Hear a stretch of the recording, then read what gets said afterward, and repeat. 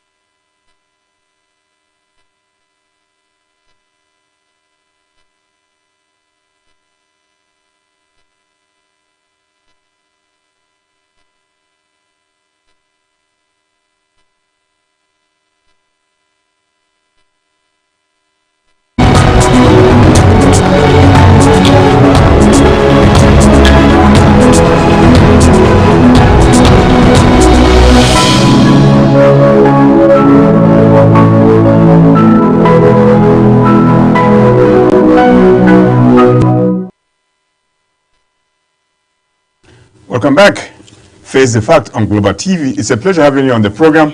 Kayode Lawal for taking your time to be with us on this maiden edition of Face the Fact. Good evening. Yes. Congratulations as a Nigerian for the feat achieved by this Super Falcon that defeated Morocco just African football match. And by the time they won the match, we noticed that the president really welcomed them into the country in a very grand style, where they were given a large sum of money to every footballer. As a matter of fact, 153 million naira. When you do the exchange rate, it will be 153 million naira per player. And Nigerians are really acting, looking at the Nigerian economy. Some are saying they deserve that money. Some are saying not, because everybody is struggling to survive in this country. Do you, as a Nigerian, do you see it's justifiable enough with what the president has so far done, or the government, should I say? Yeah, thank you so much, Mr. Gimba, for this opportunity to lend my voice to the issue of a national discourse about the compensation and reward that Mr. President Asiwaju Bola Ahmed Tinubu found that there's a necessary to compensate those young ladies who had made our country proud at the AFCON football. I want to appeal to Nigerians. Gone are the day that bamboo they walk, monkey they chop. For you to even conceive the idea of go out there to make your country proud is worth emulation. Is somebody that we have to encourage the young people. And I want to tell you something. If you as a media person you have been following the trend of what is happening in the country, there are young people who by distortion of facts, fake news, believe that Nigeria cannot work. But we thank God for these young Nigerians who believe that my father's land, the country with plenty opportunity, with resourcefulness, with potential, with peculiarity, with abundant resources, we get to its destination. It might be tough, it might be difficult, and that's why the current president of the Federal Republic of Nigeria, Asiwaju Bola Ahmed Tinubu, as a patriotic leader, the president of the country now, who believe that the oneness and togetherness of the country is paramount. And that's why you see, when he come on board, people are agitating for true physical federalism. Yes. But he has started it.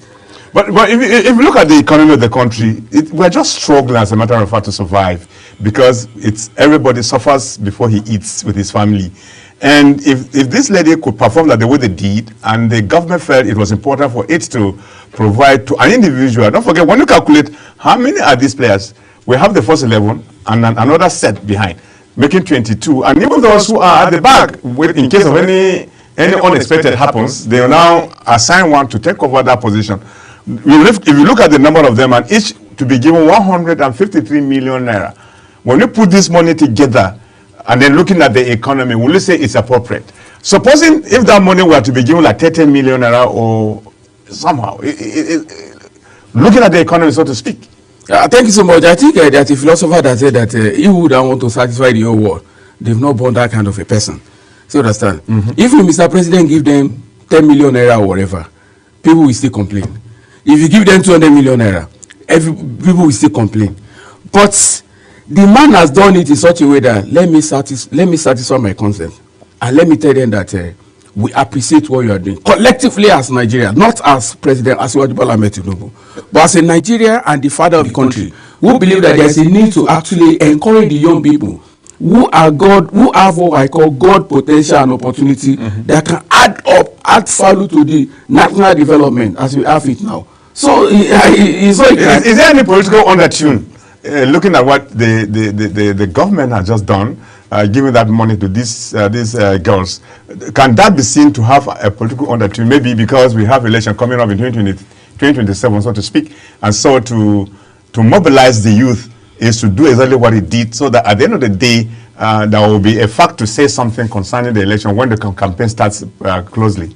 I think I have to appeal to Nigeria. It's that time we stop to be politicizing every issues. When you look at the antecedent of President Bola Ahmed Tinubu when he was the Lagos State Governor, and besides that, if you have opportunity of working with him correctly or directly, or you have personal relationship with him, this is the man that believes that if he gives you an assignment, he doesn't want you to come back and be telling story.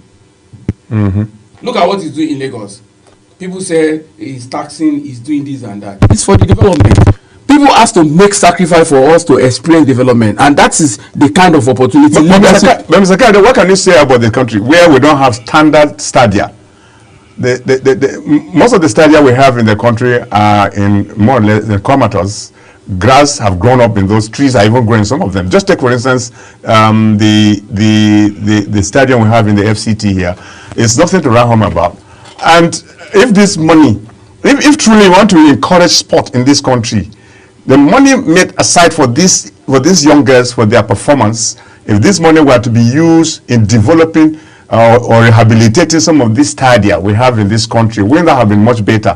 So that at the end of the day, not just few individuals, we get much, and then others that are larger in number don't, when they have interest to even get involved in sports. Because usually environment plays a very big factor in determining what a person would become tomorrow. And if you have poor environment, For instance, somebody who wants to get involved in sports and then wants to play ball, and he sees the stadium living in that wretched format like the way it is, it doesn't speak well, really.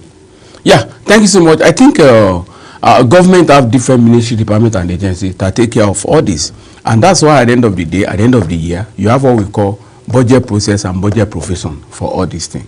The gesture of Mr. President will not be misconstrued to be something that's going to be having some kind of political undertone. That's one. Then number two, each ministry, department, and agency, specifically what you made mention, the Ministry of Sport and Youth Development, I think we still have different agencies under Ministry of Sport that has to tackle all these things.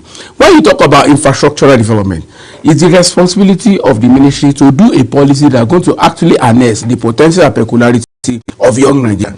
There is now left for the agency, department, and establishment under that ministry to champion that cause, to see area of intervention in the area of provision of standard stadium across Nigeria, and ensuring that they equip it to a modern stadium that's going to meet the international standard. Yes. That we can be able to just say we want. And besides that, it's not about, and I think the only one that is presently looking good is that of Akwa Ibom. It's not about by the. It's not about having. It's not about having.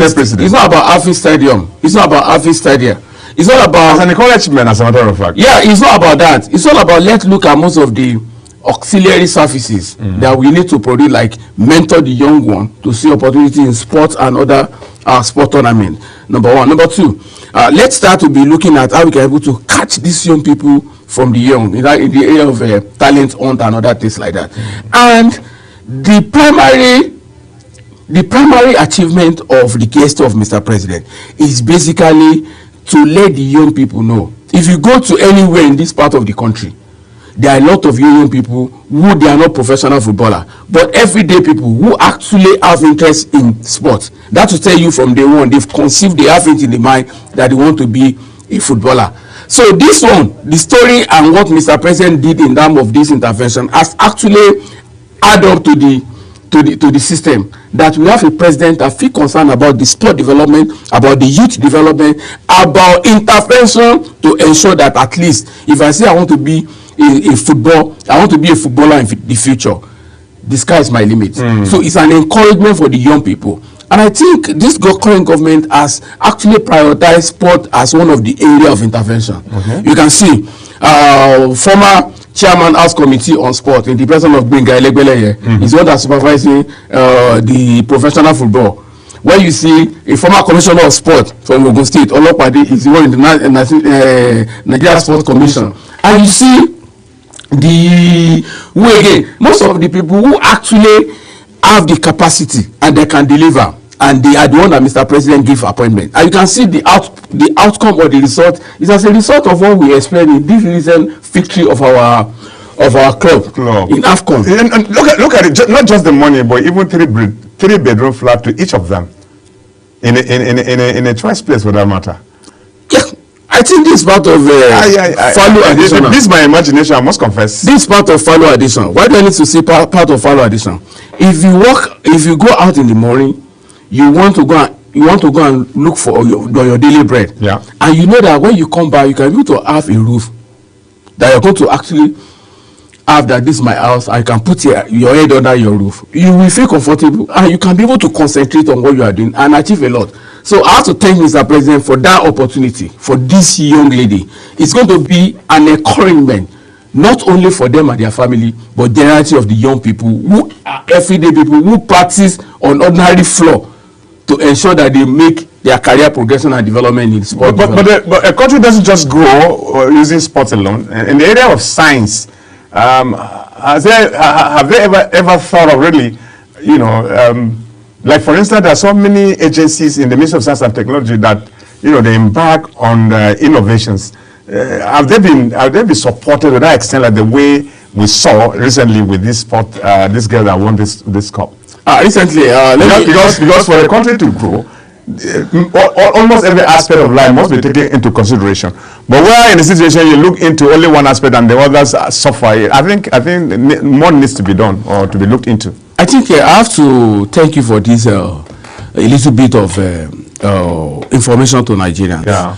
You see, one thing about this country, what is happening in this country, Mr. President has been he has ensured transformation in different sectors. Yes. When you talk about science and technology, which aspect are you talking about? Yeah. You see science, technology, mathematics, and engineering. Transforming research into innovations. I'm coming. You make. Science, technology, engineering, and mathematics, Yes. STEM. Yeah. That's one sector of the science and technology. Sure. The another one is what we call emerging technology. Yes. I just came back for a course that's basically on emerging technologies. And I want to tell you, part of the step I've taken so far is to partner with most of different agencies under science and technology. You have what we call National Board for Technology Incubation. Yes. Then you have what we call National Technology Acquisition and Promotion. Exactly. We have what we call Nigeria Airspace Research Development Agency. Yes. Those are the agencies. All of them are do fine. In fact, let me tell you one thing. One of the center under NESHRE, they are looking at the issue of how they are going to tackle insecurity. And recently, under the leadership of the DG of MBTI, in the person of Mr. Kolawole, a very young man, they just concluded a program recently that they gave a lot of young people opportunity to come and showcase the opportunity they have in the area of emerging technologies, in the area of robotics, in the area of AI, in the area of artificial intelligence, in the area of security intervention, smart agri, and a whole lot of other. But I just want to appeal to everybody. Somebody who believe in this country and who believe there's a need for accountability. All what we are seeing on this television station, it's that time for everybody to actually take the bull by the horn. Sure. Get yourself together, develop a platform on your own, get an identity for yourself, get information through FOI, Freedom of Information Bill, on how all these things are working in different government offices, and what are the kind of the project or program that's meant for Nigerian people. Nobody will do it for us. We be the one to do it for ourselves. Yeah. Thank you. Yeah. So let me just take you back. I noticed that you have this passion in looking at National Assembly and how regional they can use legislative arm of government for regional development. And it appears you are very passionate about, pointing some of them who have really done so much by giving them award. Just in a short while before we run off the program. Yeah, thank you so much. I think it's that time for us to be looking at what our leaders are doing. 25 years down the line in terms of experiencing what I call a island democracy in Nigeria, and we've not been able to actually look at how can we be able to assess what our leader is doing. And our group, the Constituent for Development Initiative, Consent Africa, and some civil society organizations and media firms, we've decided to actually, after a long partnership with other NGO, to actually carry out what we call a scorecard of different honorable member and senator of the Federal Republic of Nigeria, and as well as the governor in different states.